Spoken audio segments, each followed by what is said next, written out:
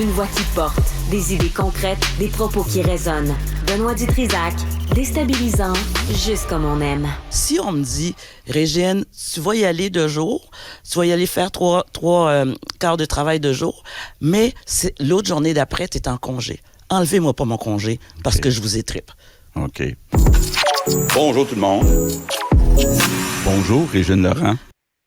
Bon, c'était l'intro du balado « Bonjour tout le monde ». Ça, c'est mené par le premier ministre François Legault, où il fait des entrevues. Puis j'ai comme un malaise. Je voulais en parler avec Dominique Lebel, qui est directeur de cabinet adjoint, qui était directeur de cabinet adjoint de Pauline Marois de 2012 à 2014.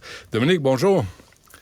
Bonjour. Bonjour, merci d'être avec nous. D'abord, vous, je sais pas si vous l'avez vu et écouté ce balado où le premier ministre Legault interview soit Chantal Maccabé, Régine Laurent, Biz, Pierre Curzi, Ricardo, Louise Baudouin.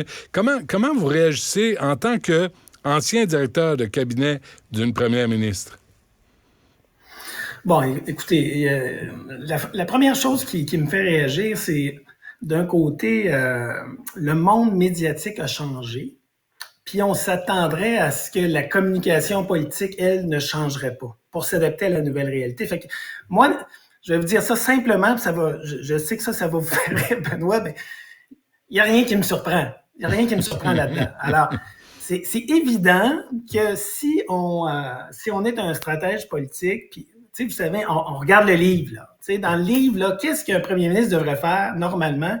Il ne devrait pas faire des podcasts et faire des entrevues. Ça, c'est l'évidence même. Mais en même temps, le monde a tellement changé. Vous savez, aujourd'hui, un premier ministre fait une conférence de presse. Les journalistes se demandent s'ils vont y aller ou pas. Il y en a la moitié qui y vont. Les autres le regardent à partir de leur bureau et tout ça.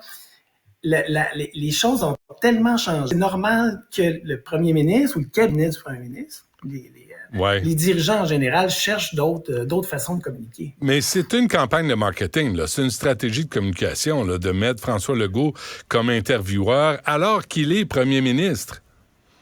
On est toujours en train de vendre quelque chose. Alors qu'on soit une entreprise, on est toujours en train de présenter c'est quoi le plan de match, où on s'en va, et ça fait partie aussi du rôle du premier ministre. Alors, je le sais que le mot marketing et politique, c'est 2 mots qu'on n'aime pas ça, les mettre ensemble. Ouais. Mais la réalité, c'est que ça fait aussi partie de la job du premier ministre, parce que la réalité, c'est que, vous savez, il y a une différence pour un premier ministre entre, qu'est-ce qu'il fait de ces journalistes? Il y a une différence entre avoir le temps puis prendre le temps de faire un certain nombre de choses. Mm-hmm. Puis moi, mon expérience, puis ma compréhension du politique, puis de la façon dont je l'ai vécu à plusieurs reprises et à plusieurs niveaux, c'est que un bon politicien a beaucoup de temps, contrairement à la croyance populaire. Ça a coupé...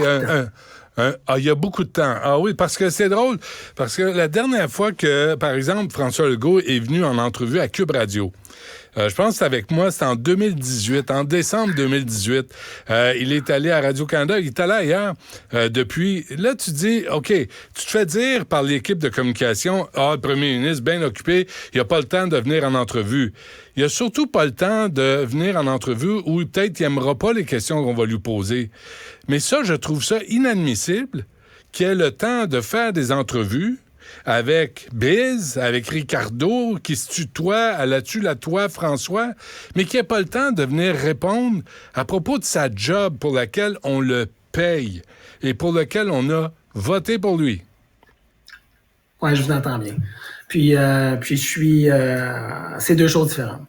C'est-à-dire que le fait de faire de la communication politique par des podcasts ou sur les réseaux sociaux, ne fait pas en sorte que le premier ministre ne doit pas répondre directement aux questions des journalistes. Vous avez totalement raison. Mais il faut vraiment... Évidemment, l'un n'empêche pas l'autre. Puis la réalité de la vie d'un premier ministre, c'est qu'il est là pour planifier, il est là pour anticiper, il est là pour être dans l'action. Et la différence qu'il faut faire pour qu'un premier ministre, c'est être dans l'action ou dans l'agitation. Et vous savez, quand on est autour d'un premier ministre, là, on souhaite que le premier ministre soit le plus possible en train de réfléchir à la suite et tout ça. C'est ce qui arrive. Ils font la job de tous les ministres. Il n'y a rien de pire qu'un premier ministre hyperactif. Ça, dans l'entourage d'un premier ministre, là, ça, une chose est certaine, mieux un premier ministre qui... Je vais vous donner un exemple. Je vais dire l'exemple date un peu, mais il y a un exemple qui fait ça. Un des anciens conseillers de Jean Chrétien il y a quelques années, c'était très intéressant. Puis une chose qu'il révélait, c'est à quel point l'agenda de Jean Chrétien était vide. C'était vide. Dominique, c'est parce que ça coupe. Là. Vous venez de dire que l'agenda de Jean Chrétien était vide? Oui. Alors, donc, ce que je veux dire, c'est que dans chacune de ces journées, il y avait plusieurs heures où il pouvait lire, réfléchir, faire des téléphones, plutôt que d'être d'un meeting à l'autre.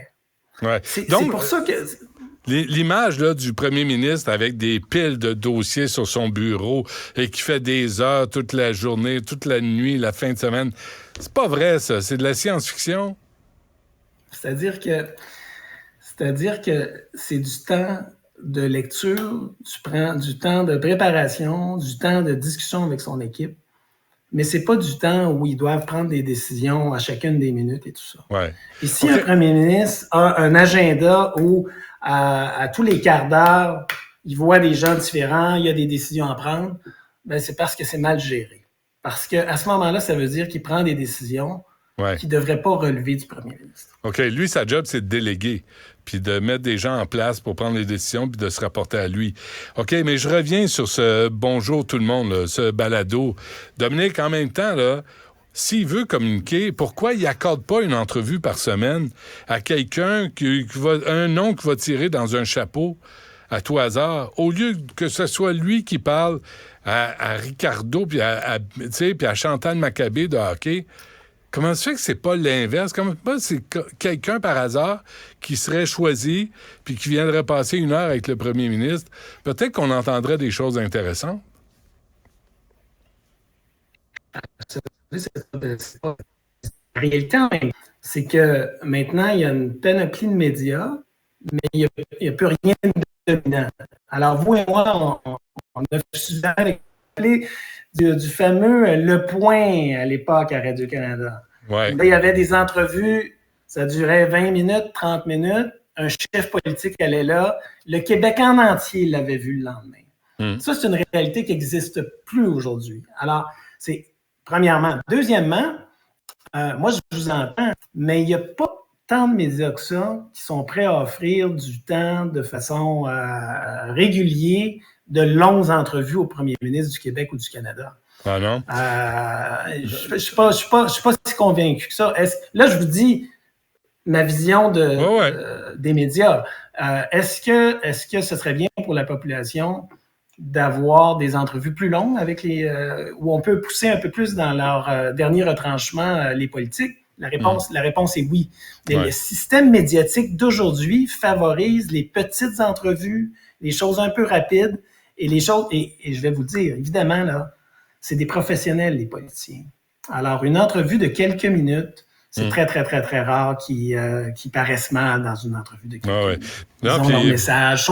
C'est des bons communicateurs en général. On faisait ça aux Frontières à l'époque, là, d'avoir des 25 minutes d'entrevue, puis Télé-Québec, dans sa grande sagesse, l'a flushé.